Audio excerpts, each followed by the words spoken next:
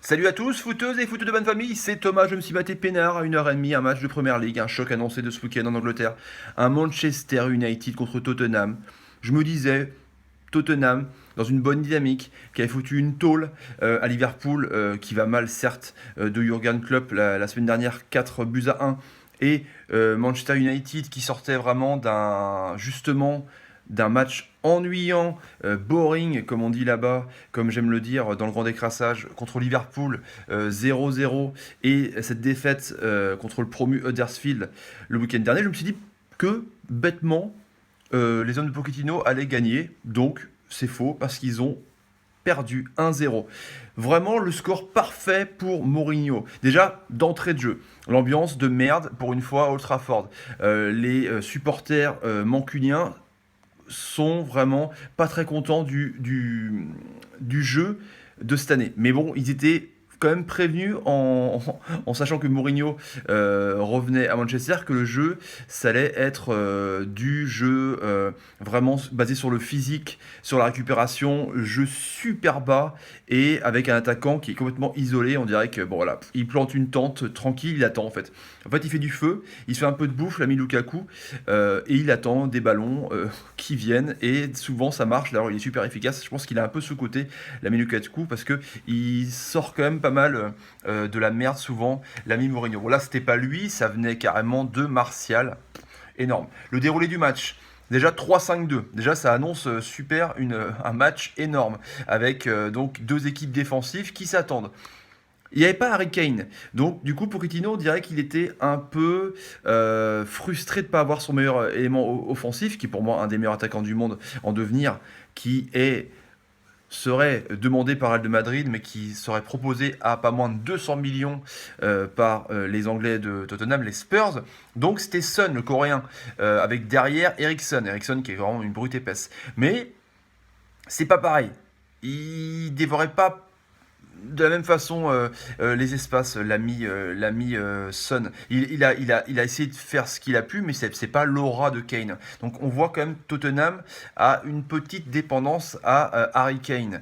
Bon, c'est pas grave en même temps, quand on a un attaquant de cette classe-là, c'est logique qu'il y ait une dépendance. Du coup, ça a permis à Manchester de faire son plan à la Mourinho, c'est-à-dire de faire une mi-temps de merde, d'attendre vraiment bas dans son camp, j'allais dire dans sa moitié de terrain. Ils attendaient vraiment avec Bailey, Jones derrière. C'était vraiment peinard quoi.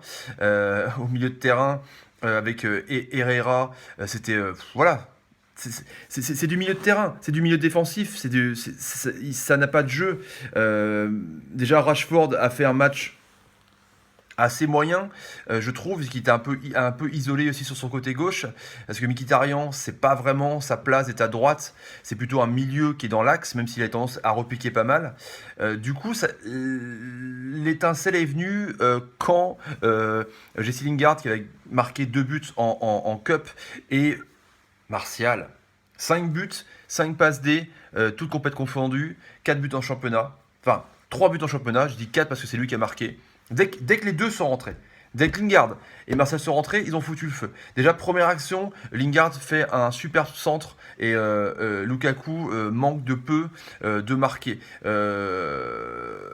On va dire que Hugo Lloris n'a pas fait grand chose du match. Il a eu un gros flottement à un moment donné où sur deux actions justement, le ballon lui est passé entre les jambes. Il a fait un arrêt devant son défenseur. Ça aurait pu être un but de cagade à la con alors qu'il sort quand même des arrêts exceptionnels, dont le superbe arrêt en Ligue des Champions justement contre Tottenham, contre Karim Benzema. Il est exceptionnel. Lloris, il aurait pu prendre un but de merde avec ses défenseurs Vertonghen. Et voilà. Mais bon, globalement, Tottenham a été décevant. On s'attendait à un peu mieux. Du coup, bah là, Rashford est sorti. Valencia est sorti aussi. Valencia a pris un carton jaune d'ailleurs. Un carton jaune sur un match physique. C'était super physique. C'était super haché. On aurait dit du foot américain. Ils mettaient des casques, c'est du foot US. On attendait même à chaque fois. Ça aurait été vraiment de la Ligue 1. L'arbitre aurait sifflé tous les 5 secondes. On aurait attendu la progression, comme au foot américain. On aurait attendu, tu sais. Avec les managers, ils auraient eu un micro. Ouais, qu'est-ce qu'on fait maintenant? On a avancé de 2 mètres. On continue. On se renvoie. Non, voilà. Match de merde, 1-0. Mourinho était super content. Du coup, Mourinho se rapproche de Manchester City qui a un match de moins qui joue contre West Brom. Mais il se positionne comme le dauphin réel de Man City.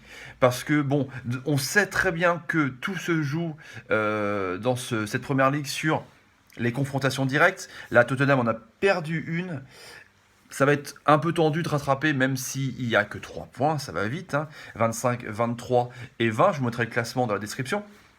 Mais c'était à prévoir. Moi, j'étais pour Tottenham. Je me disais s'ils avaient une attaque de feu, ça allait aller vite, quoi. Eriksen, il tire super bien les coups de pied arrêtés. Dele Alli va super vite. Voilà. Mais quand on voit qu'il manquait Harry Kane dès le début, je fais bon, ça va être tendu. Son, il est bien gentil, mais c'était pas ça, quoi. Le milieu de terrain, pareil. Sissoko, j'aime bien le soldat de Deschamps, mais bon, c'est pas, voilà, c'est pas ouf, quoi. C'est vraiment pas ouf, quoi. C'est Serge Aurier. Sur le côté, ça débordait pas mal. Il n'était pas si catastrophique que ça. David, sur l'autre côté, c'était. Voilà. C'était pas ouf. C'était meilleur Bailey et Valencia pour Manchester United. J'ai trouvé les latéraux meilleurs chez les rouges de Manchester United que chez les blancs de Tottenham. Un avis personnel. Je trouvais ça. Voilà. Dans ce 3-5-2, je pensais que c'était un peu trop défensif, mais j'ai quand même trouvé ces ailiers Bailey et Valencia, assez offensif. Ça m'a fait plaisir. De l'autre côté, c'était un peu moins. Parce qu'Aurier, globalement, bon, je vois pas trop la plus-value qu'ils ont essayé d'avoir avec ce recrutement.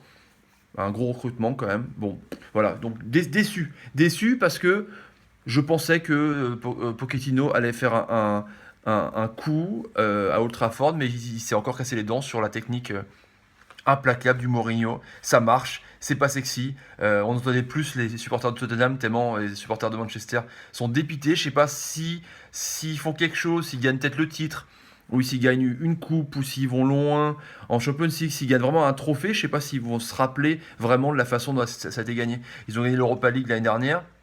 Heureusement, comme ça, ils sont sur la Champions League, tu vas me dire.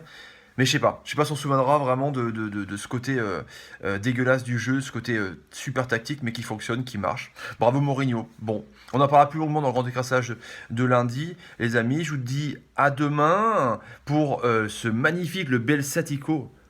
Lille en crise contre Marseille. Allez, ciao les amis. Ciao, ciao. Salut.